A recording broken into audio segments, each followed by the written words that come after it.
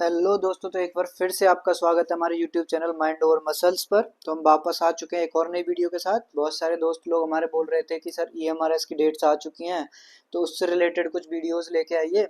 तो आपकी डिमांड को फुलफिल करने के लिए हम लेके आ चुके हैं ईएमआरएस की पूरी सीरीज। इसमें हम जो ईएमआरएस का प्रीवियस ईयर क्वेश्चन पेपर था उसको फुली एकदम सारे कॉन्सेप्ट उसके क्लियर करने वाले हैं। ऐसा नहीं होगा कि सिर्फ क्वेश्चंस के आंसर हम यहाँ पे आपको बताने वाले हैं।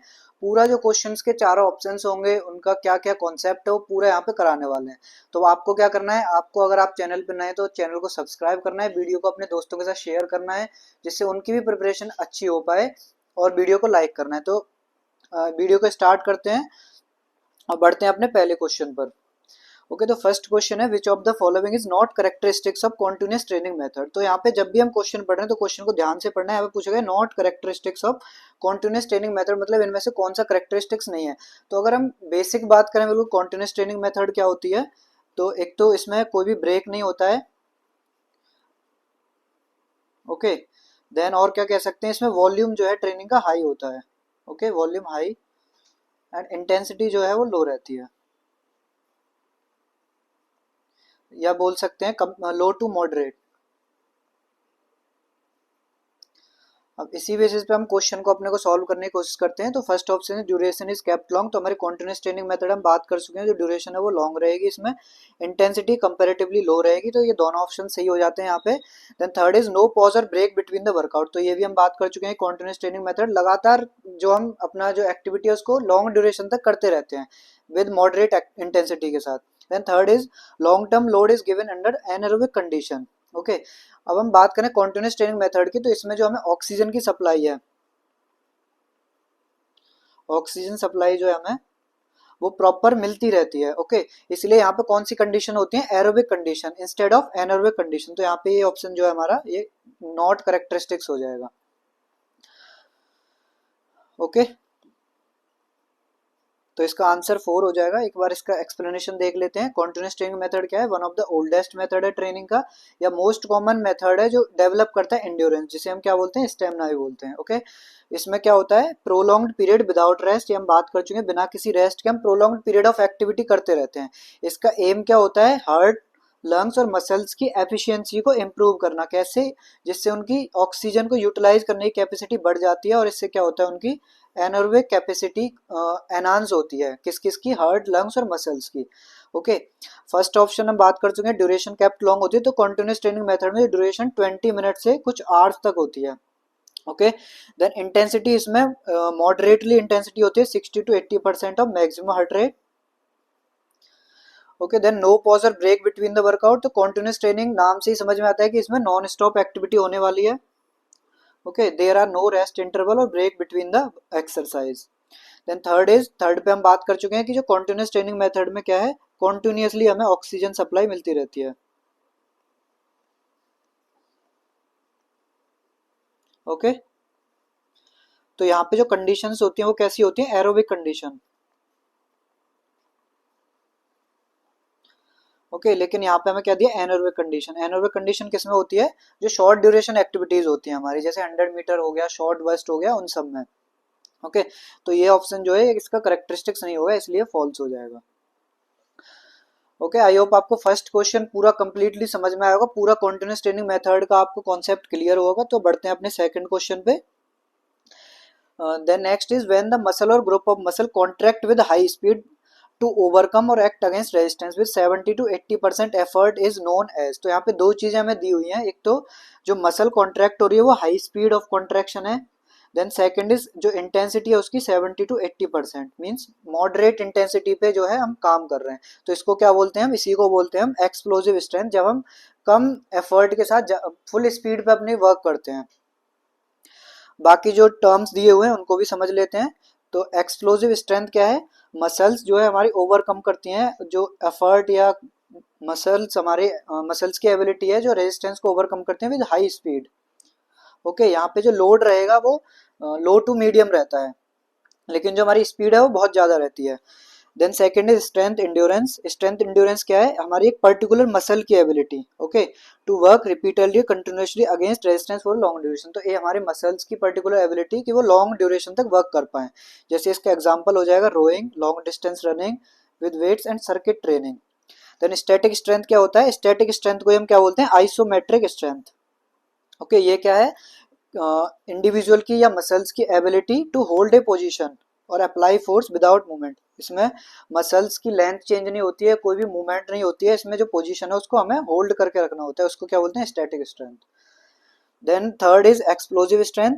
एक्सप्लोजिव स्ट्रेंथ क्या होती है, हम बात कर चुके हैं पहले ही, इसमें हमारे मसल्स की एबिलिटी फोर्स को क्विकली एक्सर्ट करते हैं। ओके, इसमें लोड जो है वो मॉडरेट रहेगा, 70 to 80% ऑफ मैक्सिमम एफर्ट, लेकिन जो स्पीड इसमें ज्यादा रहेगी। इसके दो और नाम होते हैं, एक तो स्पीड स्ट्रेंथ बोलते हैं इसे,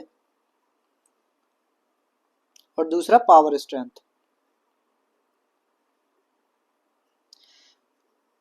ये दोनों ही नाम इसके इंपॉर्टेंट हैं, ये दोनों ही क्वेश्चन में कभी कभी पूछ लिए जाते हैं कि एक्सप्लोजिव स्ट्रेंथ को और किन किन नामों से जाना जाता है। देन फोर्थ हमारा लास्ट ऑप्शन होने वाला है इसमें मैक्सिमम स्ट्रेंथ। तो मैक्सिमम स्ट्रेंथ क्या होती है, हमारे मसल्स की एबिलिटी अपना मैक्सिमम फोर्स एक्सर्ट करना। ओके, तो ग्रेटेस्ट फोर्स जब हमारी मसल एक्सर्ट करती है, अपना 100% एफर्ट देती है, तो उसको क्या बोलते हैं, मैक्सिमम स्ट्रेंथ। जैसे example power lifting, 1 rep max in bench press और स्क्वाट्स। ओके, देन हमारा नेक्स्ट क्वेश्चन है, which of the following vaccination is given to newly born for the prevention of tuberculosis. तो जब कोई भी न्यूली बॉर्न बेबी होता है, उसको कौन सा वैक्सीनेशन दिया जाता है जिससे कि वो हमें उसे प्रिवेंट करवाएं, किससे, ट्यूबरकुलोसिस से। ओके, तो कौन सा वैक्सीनेशन होता है हमारा, बीसीजी। बीसीजी की फुल फॉर्म क्या होती है, वेलिलस वेसिलस कालमेट गोएरिन वैक्सीन। ओके, ये न्यूबॉर्न बेबी को दिया जाता है टू प्रोटेक्ट फ्रॉम ट्यूबरकुलोसिस, जो क्वेश्चन में पूछा हुआ है, और ये कौन से बैक्टीरिया से होता है, उस बैक्टीरिया का नाम होता है मायोबैक्टीरियम ट्यूबरकुलोसिस। ओके, सो इसका जो बैक्टीरिया है वो इंपॉर्टेंट है, इसका नाम आपको याद रखना है कि टीबी कौन से बैक्टीरिया से होता है, मायोबैक्टीरियम ट्यूबरकुलोसिस। देन जो हम और भी ऑप्शन दिए हुए हैं जिसमें डीएचसी क्या है, डीएचसी और एचडीवी कोई भी वैक्सीन नहीं है। डीएचसी हमारा और एचडीवी, डीएचसी कोई भी स्टैंडर्ड वैक्सीन है, एचडीवी क्या है, जो हेपेटाइटिस डी वायरस है उसके लिए शॉर्ट फॉर्म है एचडीवी। ओके, ये कोई वैक्सीन नहीं है। डीपीटी है, डीपीटी की फुल फॉर्म क्या है, तो तीन चीजों से हमें प्रोटेक्ट करता है डीपीटी वैक्सीनेशन, एक तो डिप्थीरिया, पर्ट्यूसिस जिसको वूपिंग कप भी बोलते हैं हम, एंड टिटनेस। ओके, लेकिन ये जो है ये ड्यूरिंग मतलब कि बर्थ के टाइम पे नहीं दिया जाता है, ये कब दिया जाता है, after 6 weeks of age. Okay, not at the birth. हम बीसीजी की बात कर ही चुके हैं पहले ही, इसका मेन जो है वो हमें याद रखना है, मैं बता चुका हूँ कि कौन से बैक्टीरिया से फैलता है, तो वो कौन सा है हमारा, मायोबैक्टीरियम ट्यूबरकुलोसिस। नेक्स्ट हमें डेफिनेशन दी गई है फिजिकल एजुकेशन की, हमें बताना है ये किसने प्रपोज किया है, किसने डेवलप किया है। तो who said that physical education the process of education through physical activities. Okay, it is development of total personality of child through its full fullness and perfection of body mind and spirit. तो ये किसने दिया, central advisory board of physical education. तो definitions आपको याद रखने हैं, इनमें कुछ ऐसा है नहीं समझने वाला, जो भी डेफिनेशन है आपको किस किसने दिया, कुछ इंपॉर्टेंट डेफिनेशन है वो आपको याद रखने हैं कौन सी किसने दिया। तो ये जो हमारी डेफिनेशन है central advisory board of physical education डिक्रेशन ने दिया। ओके, तो हमारा नेक्स्ट क्वेश्चन होने वाला है, if heart rate of a person is 72 beats per minute and stroke volume कितना है 70 ml, तो हमें कार्डियक आउटपुट निकालना है। तो हमें दो चीज दी हुई है यहाँ पे, हार्ट रेट ऑफ इंडिविजुअल कितनी 72 beat per minute and stroke volume 70 ml। Okay, cardiac output को फॉर्मूला, कार्डियक आउटपुट को और क्या इंडिकेट करता है, क्यू से इंडिकेट करते हैं हम। ओके, इसका फॉर्मूला होता है heart rate multiply by stroke volume. तो हमें हार्ट रेट दिया हुआ है 72 minute beat per minute and stroke volume 70 ml, इसका मल्टीप्लाई करेंगे तो कितना आ जाएगा 5.04 लीटर्स पर मिनट। ओके, तो इसका आंसर होने वाला है। तो आपको ऐसे छोटे छोटे फॉर्मूले तो बिल्कुल याद होने चाहिए कि कार्डियक आउटपुट क्या होता है, या ये तो नॉर्मल भी हमें पता होना चाहिए कि जो हमारे कार्डियक आउटपुट है नॉर्मल इंडिविजुअल का 5 to 6 लीटर अप्रॉक्स होता है। ओके, देन हमारा next question, during muscle contraction. जब भी हम कोई भी क्वेश्चन सॉल्व कर रहे हैं तो हमें क्वेश्चन को एकदम ध्यान से पढ़ना है, ठीक है, उसी से हमारा आधा क्वेश्चन सॉल्व हो जाएगा। जैसे इसमें दिया हुआ है during muscle contraction when the tension developed is less than the opposing outside force. तो जो टेंशन डेवलप हो रही है वो यहाँ पे देखेंगे less than the opposing outside force है, और so that the muscle is stressed, okay, and और लेंथन। तो यहाँ पे दो चीज बताई हुई, जब हमारी मसल स्ट्रेच हो रही है और लेंथन हो रही है ड्यूरिंग कॉन्ट्रेक्शन, तो वो किस तरीके का, किस टाइप का कॉन्ट्रेक्शन है। ठीक है, तो कॉन्ट्रेक्शन की बात करें तो हमारे दो तरीके के, दो तीन तरीके के कॉन्ट्रेक्शन होते हैं। Isotonic, then isometric, and third is isokinetic. Okay, isotonic के दो पार्ट होते हैं, concentric and eccentric.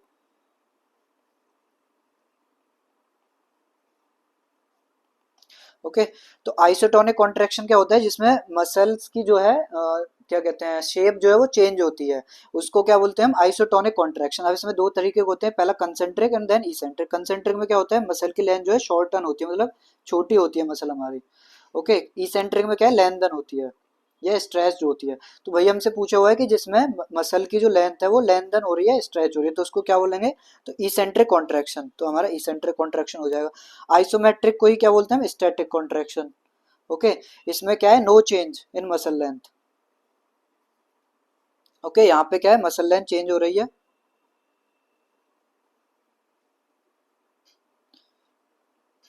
Then isokinetic में क्या है, जो रेंज ऑफ मोशन की हमारी स्पीड होती है, मूवमेंट की स्पीड होती है, वो सेम होती है, मतलब through out the range of motion, same speed through out the range of motion. Okay, तो यहाँ पे इसेंट्रिक कॉन्ट्रैक्शन होने वाला है हमारा। तो एग्जाम्पल से समझ लेते हैं, जैसे बाइसेप कर्ल में। अब यहाँ पे एक और चीज हमें बोली गई थी क्वेश्चन में, कि जब जो हमारी मसल जो है वो टेंशन डेवलप करती है less than opposing outside force, तो इसकी मदद से समझते हैं क्या कहना चाह रहा है। देखो, ये जो है हमारा डंबल जो है वो क्या है, आउटसाइड फोर्स।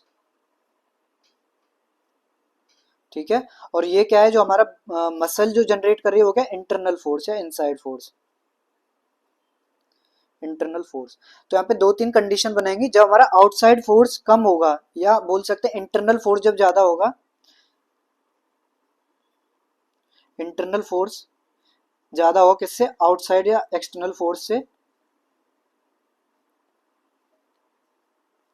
तो यहाँ पे कौन सा होगा हमारा, यहाँ पे होगा कंसेंट्रिक कॉन्ट्रैक्शन। ओके, मतलब कि जब हमारी मसल जो है इंटरनल फोर्स ज्यादा है, मतलब कि हमारी मसल जो है वो ज्यादा फोर्स जनरेट कर रही है इंस्टेड ऑफ जो डंबल का फोर्स है, आउटसाइड फोर्स है। तो इससे क्या होगा, जो हमारा मूवमेंट है वो इजीली पॉसिबल हो पाएगी, और ये जो हमारी मसल जो है वो शॉर्टन हो जाएगी, कॉन्ट्रैक्ट हो जाएगी। तो इसे ही हम क्या बोलते हैं, concentric contraction.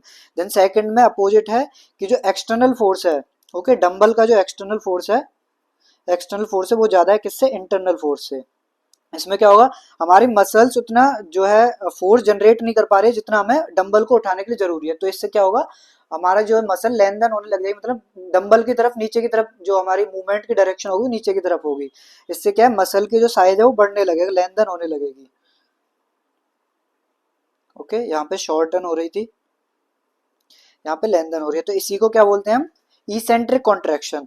Then third is, यहाँ पे कोई भी चेंज नहीं हो रहा है मसल में, मींस जो एक्सटर्नल फोर्स है वो is equal to internal force, दोनों बराबर है, कोई भी चेंज नहीं हो रहा है मसल में, ना मूवमेंट में, ना मसल के साइज एंड शेप में। तो इसको क्या बोलते हैं हम, स्टैटिक कॉन्ट्रैक्शन। ओके, और क्या बोलते हैं इसी को, आइसोमेट्रिक कॉन्ट्रैक्शन। वही पूरा टेबल में हमने डिस्क्राइब किया होगा, आप इसका स्क्रीनशॉट लेके इसको आराम से समझ भी सकते हैं। आइसोमेट्रिक कॉन्ट्रैक्शन, स्टैटिक कॉन्ट्रैक्शन, इसी को क्या बोलते हैं हम, आइसोमेट्रिक, और ये सेम है दोनों। ओके, कंसेंट्रिक इसेंट्रिक ये किसका पार्ट है, हम बात कर चुके हैं, ये किसका है, आइसोटोनिक के। और एक इसमें जो मिसिंग है वो मैं आपको बता चुका हूं, कौन सा, आइसोकाइनेटिक। ओके, तो बढ़ते हैं अपने नेक्स्ट क्वेश्चन पे। Then next question is standard limits as per WHO guidelines for fluoride in drinking water. इसमें पूछ रहा है कि जो ड्रिंकिंग वाटर है उसमें अमाउंट ऑफ फ्लोराइड कितना होना चाहिए according to WHO guidelines. Okay, तो कितना होना चाहिए, 1.5 मिलीग्राम, 1.5 मिलीग्राम पर लीटर, एक लीटर में 1.5 mg ऑफ फ्लोराइड होना चाहिए ड्रिंकिंग वाटर में अकॉर्डिंग टू डब्ल्यूएचओ। तो डब्ल्यूएचओ की गाइडलाइंस है जिसमें उन्होंने बताया कि 1.5 mg litre 1.5 mg per litre of water में होना चाहिए। फ्लोराइड जो है हमें स्मॉल अमाउंट में प्रिवेंट क्यों चाहिए होता है, क्योंकि प्रिवेंट करता है किनसे, डेंटल क्राइसिस, जिसको क्या होता है, टूथ डिके। ठीक है, अगर हम फ्लोराइड ज्यादा ले लेंगे तो उससे क्या होगा, उससे दो दिक्कतें होंगी या प्रॉब्लम्स होंगी बॉडी में। पहली हमारी डेंटल फ्लोरोसिस, जिसको क्या बोलते हैं, mottling of teeth. Okay, then second is skeletal fluorosis, जिसको बोन और जॉइंट प्रॉब्लम्स होंगी उससे। तो ये दो प्रॉब्लम्स हो सकते हैं अगर हम ज़्यादा भी लें। ये टेबल की मदद से यही सेम चीज़ समझते हैं। अगर फ्लोराइड हम कम लेते हैं, मींस 0.5 से अगर कम लेते हैं तो क्या होगा, may lead to dental caries. अगर हम 0.7 से 1.2 लेते हैं तो ये ऑप्टिमम रेंज मानी जाती है, लेकिन WHO क्या है, 1.5 जो मैक्सिमम सेफ लिमिट है, 1.5 mg per litre.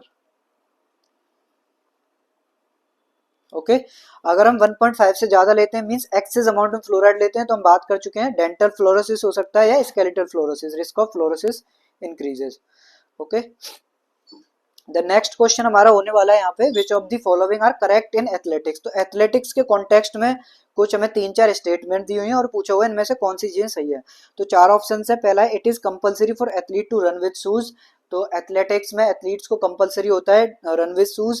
Then second is athletic event chest number at chest and in athletic event chest number at chest and back is mandatory. जो चेस्ट नंबर एथलीट बियर करते हैं chest पे और back पे, वो mandatory होता है। Then third is in 800 metre race athlete have to run 2 curves in his lane. 800 metre में 2 कर्व दौड़नी चाहिए, 2 कर्व कंपलसरी अपनी लेन में दौड़ना। Then same is 4x400 metre relay में athlete of each team have to run in his own lane for 3 curves only. तो इसमें कह रहा है कि दोनों जो कर्व दौड़ेगा वो अपनी लेन में दौड़ेगा, इसमें कह रहा है 3 कर्व जो है अपनी लेन में दौड़ेगा, उसके बाद बाहर जा सकता है। तो अगर आपको एथलेटिक्स के बारे में नॉलेज है, स्पोर्ट्स के बारे में, तो आप ये सही कर सकते हो। यहाँ पे फर्स्ट और सेकंड सही हो जाएगा। कैसे सही हो जाएगा वो हम बात करते हैं अभी आगे। जब भी हम ऐसे क्वेश्चन सॉल्व कर रहे हैं तो ऐसे हम ये नहीं देखेंगे कि अपने जो लोकल टूर्नामेंट होते हैं, लोकल कंपटीशन होते हैं, कोई भी स्पोर्ट कंपटीशन हो रहा है उसमें कोई बिना शूज के भाग रहा है तो हम कह दें कि ये गलत हो जाएगा, ऐसे नहीं होता है। हम इसमें हमेशा स्टैंडर्ड रूल्स एंड रेगुलेशन देखेंगे जो उसकी हायर अथॉरिटी है, हायर ऑर्गेनाइजेशन है, वो बनाती है। तो एथलेटिक्स की कौन सी होने वाली है, तो यहाँ पे आप देख रहे हो फर्स्ट एंड सेकंड इसका सही है। तो हम बात करते हैं एथलेटिक्स की कौन सी है, IAAF। पहले से IAF के नाम से जान जाता था, अब क्या बोलते हैं इसे, वर्ल्ड एथलेटिक्स। ये इसके रूल्स एंड रेगुलेशन कंडक्ट करती है। तो वो क्या रूल्स बताती है वो चीजें हम देखेंगे क्वेश्चन में। ठीक है, तो पहला है compulsory, it is compulsory for athlete to run with shoes. तो ये सही बात है एकदम। IAAF या वर्ल्ड एथलेटिक्स का रूल है ये कि एथलीट को वियर मस्ट है पहनना, या शूज पहनना मस्ट है, और protect their feet and provide firm grip. Okay, bear foot या बिना जूतों के वो उसमें पार्टिसिपेट नहीं कर सकता। सेम सेकेंड है, in all athletic event chest number और चेस्ट बैक पे जो नंबर है या बैक या चेस्ट पे जो नंबर है वो बियर करना कंपलसरी है। उसके बिना ये क्या करता है, ये रिक्वायर्ड होता है फॉर प्रॉपर आइडेंटिफिकेशन के लिए। ओके, एथलीट्स के आइडेंटिफिकेशन के लिए ये दोनों नंबर जरूरी होते हैं। यूजली एक नंबर जो है वो चेस्ट पे पहना जाता है, एक बैक पे पहना जाता है। ठीक है, खाली अगर हम एक्सेप्शन देखें तो फील्ड इवेंट्स में खाली एक ही नंबर पहना जाता है, जो कहाँ पे पहना जाता है, only 1 number on the back में भी, बैक और चेस्ट पे कहीं पे भी पहन सकते हैं वो। ओके, देन थर्ड जो हमारे इनकरेक्ट ऑप्शन थे वो क्या है, 800 मीटर में बोल रहा है कि 2 कर्व दौड़ना जरूरी है, ऐसा नहीं है। जो हम 800 मीटर रेस की बात करें, एथलीट स्टार्ट करेगा अपनी लेन में, लेकिन वो कुछ थोड़ी डिस्टेंस कवर करने के बाद अबाउट अप्रोक्सीमेटली 100 मीटर के बाद वो अपनी लेन चेंज कर सकता है। ओके, इसलिए ये वाला ऑप्शन जो है ऐसा कंपलसरी नहीं कि दोनों कर्व उसे लेन में दौड़ने होते हैं, ये कंपलसरी नहीं है उसके ऊपर। तो इसलिए ये क्या हो जाएगा, इनकरेक्ट हो जाएगा। Then fourth, 4x400 metre relay में एथलीट जो है उसको 3 कर्व दौड़ना कंपलसरी है अपनी लेन में। अब तो 4x400 मीटर रिले में क्या होता है, athlete must run their on lane for first leg only. Okay, compulsory होता है कि वो पहला लेग 1 फुल लेग जो है अपनी लेन में दौड़ेगा, उसके बाद क्या है, उसके बाद वो कोई सी भी लेन में शिफ्ट कर सकता है। इसलिए ये भी इनकरेक्ट हो जाएगा। तो हमारे सिर्फ 2 ऑप्शन सही है यहाँ पे, first and second. Okay, I hope ये आपको अच्छे से समझ में आ रहा होगा। अगर आपको लग रहा है मैं थोड़ा जल्दी बोल रहा हूँ तो आप वीडियो को स्लो भी कर सकते हैं। अगर आप सिर्फ रिवाइज कर रहे हैं तो इसको 2x पे भी देख सकते हैं, स्क्रीनशॉट लेके बाद में पढ़ सकते हैं, अपने खुद से नोट्स बना सकते हैं। तो ये सारी चीजें आप अपनी प्रैक्टिस के लिए कर सकते हैं। Okay, next question is which of the following है सी शेप्ड कार्टिलेज रिंग्स। तो ये क्वेश्चन जो दिया गया है वो हमारे रेस्पिरेटरी सिस्टम से उठाया गया है। कौन से रेस्पिरेटरी सिस्टम्स के कुछ कंपोनेंट दिए हुए हैं, कुछ पार्ट दिए हुए हैं, तो पूछा गया उनमें कौन से में सी शेप्ड रिंग्स होते हैं। तो इसमें हम बात करें तो हमारा जो ट्रैकिया होता है उसमें सी शेप्ड रिंग्स होते हैं। ये इसको क्या करते हैं, स्ट्रेंथ प्रोवाइड करते हैं, या हमारे ट्रैकिया के नीचे जो है ईसोफेगस होता है, जब वो बढ़ता है, जब हम खाना खाते हैं तो एक्सपेंड होता है, तो ये कोलैप्स करता है सी शेप्ड, वो ट्रैकिया जो हमारा, तो सी शेप्ड रिंग्स ही इसको मतलब कि सी शेप ड्रिंक्स जो होते हैं वो इसको एक तरह से प्रोवाइड करते हैं कि जिससे कि ये कोलैप्स कर पाए। वो अभी हम डायग्राम की हेल्प से समझें कैसे ये इसको एक तरह से प्रोवाइड करता है चीजें कि ये कोलैप्स कर पाए उस टाइम पे। ओके, तो एक बार हम एयर का फ्लो अपना चेक समझ लेते हैं कि कैसे कैसे हमारी जो एयर है वो हम ब्रीथ करते हैं फिर वो लंग्स में जाती है, उसका क्या पूरा पैटर्न होता है। तो सबसे पहले जो एयर किसके थ्रू जाएगी, जो एयर वे होते हैं, नोज या नॉस्ट्रिल्स बोल सकते हैं, एयर एंटर करेगी। ओके, देन दो टर्म्स आते हैं यहाँ पे, फेरिंग्स एंड लैरिंग्स। तो बहुत बार बच्चे इसमें कंफ्यूज हो जाते हैं कि पहले फेरिंग्स आएगा या पहले लैरिंग्स आएगा। तो यहाँ पे एक ट्रिक है, पी से क्या होता है पहले, ओके, देन एल से लास्ट। तो फेरिंग्स और लैरिंग्स की जब भी बात आएगी तो फेरिंग्स हमेशा पहले आएगा, ओके, और लैरिंग्स इसके बाद ही आएगा। ओके, तो एयर पहले नोज में गई नोस्ट्रिल के थ्रू, देन फेरिंग्स, देन उसके बाद लैरिंग्स, देन जाएगी कहाँ पे, एंटर करेगी ट्रैकिया में। और यहाँ ट्रैकिया पे ये क्या होते हैं, सी शेप्ड कार्टिलेज, ये आप देख पा रहे हैं यहाँ पे, ये सी शेप्ड कार्टिलेज, ये यहाँ से कवर करते हैं, ऊपर से नीचे से खुले हुए हैं। अब नीचे से खुले हुए हैं तो जब भी ईसोफेगस एक्सपेंड होगा, ईसोफेगस इसके पीछे की साइड है, जब ये एक्सपेंड होगा तो ये यहाँ से अंदर की तरफ कोलैप्स कर जाएगा हमारा ट्रैकिया।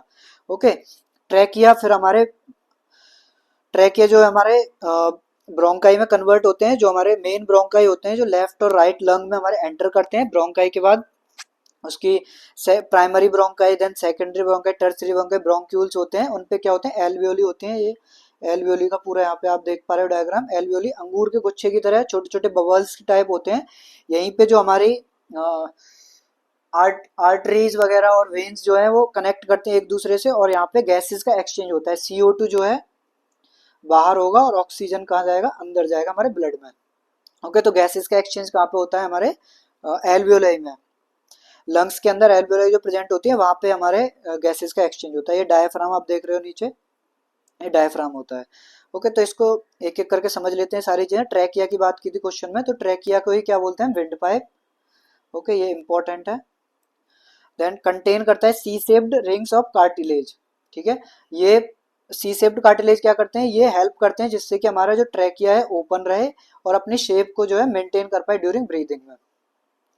ओके, जो ट्रैकिया जो होता है वो कनेक्ट होता है लैरिंग्स से, लैरिंग्स, और नीचे कनेक्ट होता है ब्रोंकाई से। ऊपर जैसे हमारा ट्रैकिया था, इसमें ये सी शेप्ड कार्टिलेज थे, तो ऊपर की साइड ये यहाँ पे किससे कनेक्ट होता है, लैरिंग्स से, और नीचे की साइड किससे कनेक्ट होता है, हमारे ब्रोंकाई से। ये जो ये क्या है, हमारे ब्रोंकाई, मेन ब्रोंकाई जो है, ओके, इनसे कनेक्ट होता है। ये कंटेन करता है, जो हमारा ट्रैकिया होता है कंटेन करता है 16 to 20 सी शेप्ड कार्टिलेज, जो क्वेश्चन में आपसे पूछा गया है। ये rings are open at the back, तो ये पीछे की साइड ओपन रहती है, आगे से खुली रहती है। सी शेप, जैसे सी शेप है वैसे ही, तो इससे क्या होता है, ईसोफेगस को अलाउ करते हैं एक्सपेंड करने के लिए। ओके, ये अलाउ करते हैं ईसोफेगस को एक्सपेंड करने के लिए, जब हम क्या करते हैं, फूड स्वेलो करते हैं, फूड को निगलते हैं अंदर की तरफ। स्मूथ मसल्स जो है प्रेजेंट होती है हमारे ट्रैकिया में। देन हम पूरा रेस्पिरेटरी सिस्टम एक बार समझ लेते हैं, बहुत ही इंपॉर्टेंट टॉपिक है ये हमारे फिजियोलॉजी में। तो रेस्पिरेटरी सिस्टम क्या होता है, इस ये हमें प्रोवाइड करता है, यहाँ पे ऑक्सीजन को हम इनटेक करते हैं फ्रॉम एयर और रिमूव करते हैं कार्बन डाइऑक्साइड को। तो ऑक्सीजन का क्या होता है यहाँ पे, इनटेक, एंड CO2 क्या करते हैं, रिमूव करते हैं। ओके, रेस्पिरेटरी सिस्टम की हेल्प से। अब इसको दो पार्ट्स में बांट देते हैं रेस्पिरेटरी सिस्टम को, एक तो upper respiratory tract and lower. Okay, तो स्टार्ट करते हैं। तो सबसे पहले हमने समझा था जो एयर होगी वो कहाँ से एंटर करेगी, नोज या नेसल कैविटी। ओके, तो first is nose nasal cavity, ये एंट्री पॉइंट होता है। इनमें क्या क्या इसके पार्ट्स होते हैं, नोस्ट्रिल, नेसल हेयर्स, अंदर म्यूकस मेम्ब्रेन होती है, सीलिया एंड टर्बिनेट्स, जिनको कॉन्काई भी बोलते हैं हम। Then second part is second, हमने बात की पहले नॉस्ट्रिल में गया एयर, देन उसके बाद कहाँ जाएगी, फेरिंग्स, पी से पहले, ओके, एल से लास्ट या बाद में, फेरिंग्स के बाद में ऐसे बोल सकते हैं। फेरिंग्स को हम क्या बोलते हैं, थ्रोट। ओके, इसका फंक्शन क्या होता है, फेरिंग्स एक ऐसी जगह है जहाँ पे फूड और एयर दोनों एंटर करते हैं। ओके, फूड और एयर दोनों एक ही जगह पे एक ही साथ में एक ही पाइप के थ्रू जाते हैं, हेल्प इन स्वेलिंग। ओके, तीन पार्ट होते हैं इसके। सबसे पहला nasopharynx behind the nose, oropharynx होता है behind the mouth, and laryngopharynx near the larynx. Okay, तीन पार्ट हो गए। तो नोज के पास वाले हिस्से को क्या बोलते हैं, नोजोफेरिंग्स। माउथ के पीछे वाले को क्या बोलते हैं, ओरोफेरिंग्स। एंड लैरिंग्स के नियर वाले को क्या बोलते हैं, लैरिंगोफेरिंग्स। ये तीन पार्ट होते हैं। देन हमारा नेक्स्ट है लैरिंग्स। लैरिंग्स को ही क्या बोलते हैं हम, वॉइस बॉक्स। इसका फंक्शन वॉइस बॉक्स है तो क्या करेगा, साउंड को प्रोड्यूस करेगा और प्रिवेंट करता है ये फूड को to enter in the trachea. हमने पीछे बात की फेरिंग्स में दोनों चीजें एक साथ आ रही थी, लेकिन लैरिंग्स में सिर्फ एयर ही एंटर करेगी। ओके, इस पे कार्टिलेज लगा होता है जिसको क्या बोलते हैं, फ्लैप लाइक कार्टिलेज या लीफ लाइक कार्टिलेज या फ्लैप भी बोल सकते हैं, एपिग्लोटिस। जब फूड आ रहा है फेरिंग्स से तो लैरिंग्स पे क्या होगा, एपिग्लोटिस उसको बंद कर देगा लैरिंग्स को। इससे क्या होगा, जो हमारा फूड है वो कहाँ जाएगा, फूड हमारा इसोफेगस में ही जाएगा। ओके, लेकिन जब एयर आती है तो ये एपिग्लोटिस क्या ओपन रहता है, एपिग्लोटिस क्या हो जाएगा यहाँ पे, क्लोज्ड कर देगा। किसको क्लोज कर देगा, हमारे लैरिंग्स को। लेकिन जब ओपन रहेगा तो क्या होगी, जब एयर आएगी, जब जब एयर आएगी तब ये ओपन रहेगा और एयर को अलाउ करेगा लैरिंग्स में जाने के लिए। ओके, तो हम इसके फंक्शंस की बात कर चुके हैं। इसके की पार्ट क्या रहेंगे, thyroid cartilage, cricoid cartilage, epiglottis and vocal cord. Then next है हमारा ट्रैकिया। ट्रैकिया को हम क्या बोलते हैं, विंड पाइप। ओके, जिसमें हम बात कर रहे हैं कि सी शेप्ड कार्टिलेज होते हैं 16 to 20। ठीक है, इसका दूसरा नाम क्या है, विंड पाइप। ये जो मैं आपको बता रहा हूँ, स्टार मार्क करता हूँ, ये चीजें पूछ लेते हैं क्वेश्चन पेपर में कई बार, तो आपको ये ध्यान रखनी है हमेशा। बेसिक चीजें हैं बिल्कुल, पर हमेशा याद रखनी है। तो इसमें कितने होते हैं, 16 to 20 C shaped cartilage. Okay, main function, main airway, इसका फंक्शन क्या है, जो main airway from larynx to bronchi तक जो पहुंचाएगा वो कौन पहुंचाएगा, हमारा ट्रैकिया। ओके, कंसिस्ट करता है सी शेप्ड कार्टिलेज जिसकी हम बात कर चुके हैं, और इसमें क्या होता है, trachealis muscle linked with ciliated epithelium. Okay, next है हमारी ब्रोंकाई एंड ब्रोंकाइल ट्री। तो ये कंडक्ट करती है एयर को ट्रैकिया से लंग्स में। तो हमने डायग्राम में देखा था कि जो हमारा ट्रैकिया है वो दोनों लंग्स में जो जा रहा है वो किसकी हेल्प से जा रहा है, यही है हमारी ब्रोंकाई। ओके, ब्रोंकाई का स्ट्रक्चर कैसे होता है, सबसे पहले मेन ब्रोंकाई को हम क्या बोलते हैं, primary bronchi. Then leads to secondary bronchi. Then tertiary, उसके सेगमेंट जो होते हैं उनको टर्सरी ब्रोंकाई बोलते हैं। देन ब्रोंक्यूल्स, स्मॉलेस्ट ब्रांचेज जो होती हैं उनको ब्रोंक्यूल्स बोलते हैं। और टर्मिनल ब्रांचेस, जिन पे क्या लगे होते हैं, हमारी एल्वियोली टर्मिनल ब्रांचेस पे होती हैं, जो एंड है इसका, इसी पे क्या होते हैं, एल्वियोली। ओके, तो ये इसका पूरा स्ट्रक्चर होता है ब्रोंकाई का, primary bronchi, secondary, tertiary, then bronchioles, then terminal bronchioles. Then next है हमारा इसका जो कंपोनेंट है वो है लंग्स। लंग्स क्या है, लंग्स वो है जहाँ पे गैसेस का एक्सचेंज एक्चुअली अकर होता है। ओके, स्ट्रक्चर क्या है, तो लंग्स दो पार्ट्स में होते हैं हमारे। पहला हो गया हमारा right lung, then second is left lung. अब राइट लंग में तीन लूप्स होते हैं, upper, middle and lower. Okay, तीन लूप होते हैं, upper, middle and left lung में दो ही लूप होते हैं, upper and lower. Okay, smaller to accommodate the heart. जो लेफ्ट लंग है वो हमारा स्मॉलर होता है, तो राइट लंग जो है वो ग्रेटर होता है किससे, लेफ्ट लंग से। ओके, देन प्लोरा होती है double layered membrane around lung. तो लंग्स के अराउंड एक मेम्ब्रेन होती है, उसी को प्लोरा बोलते हैं, जो फ्रिक्शन को रिड्यूस करती है। अब इसके कुछ पार्ट्स हैं, विसरल प्लोरा ये कवर करती है लंग्स को, पेरिटल प्लोरा लाइंस बनाती है चेस्ट वॉल की, देन प्लोरल कैविटी जो स्पेस होता है बिटवीन लेयर्स उसको क्या बोलते हैं, कैविटी, प्लोरल कैविटी। तो दो पार्ट्स होते हैं हमारी प्लोरा के, visceral and parietal. Then alveoli. अब एल्वियोली जो है एक्चुअल साइट है, प्राइमरी साइट है गैसेस एक्सचेंज की। ओके, तो कभी कभी पूछ लेते हैं कौन सी एक्चुअल साइट है जहाँ पे गैसेस का एक्सचेंज होता है, तो वो एल्वियोली है। ठीक है, basic unit of respiratory system या प्राइमरी यूनिट भी बोल देते हैं। ओके, तो वो क्या है, एल्वियोली हमारी।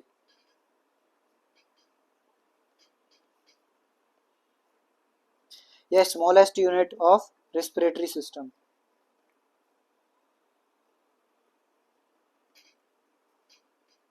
ओके, और क्या बोल सकते हैं, स्मॉलेस्ट यूनिट। इसका स्ट्रक्चर टिनी सेक्स लाइक स्ट्रक्चर होते हैं, जो मैंने आपको बताया कि अंगूर के गुच्छे की तरह, जैसे अंगूर होते हैं ना छोटे छोटे, ऐसे गुच्छे की तरह होते हैं, ये बहुत सारे होते हैं लंग्स में।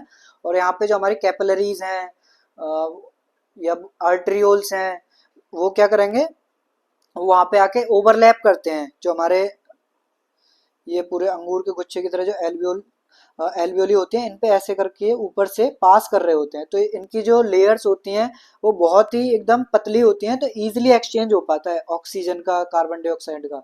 तो कार्बन डाइऑक्साइड बाहर जाएगा, कहाँ से, ब्लड से बाहर की तरफ जाएगा, मीन्स एल्वियोली की तरफ, और एल्वियोली में जो ऑक्सीजन हमने इनटेक किया है, ठीक है, थ्रू एयर से, वो क्या होगा, वो अंदर ब्लड में आ जाएगा। तो ब्लड क्या हो जाएगा हमारा, ऑक्सीजनेटेड ब्लड हो जाएगा।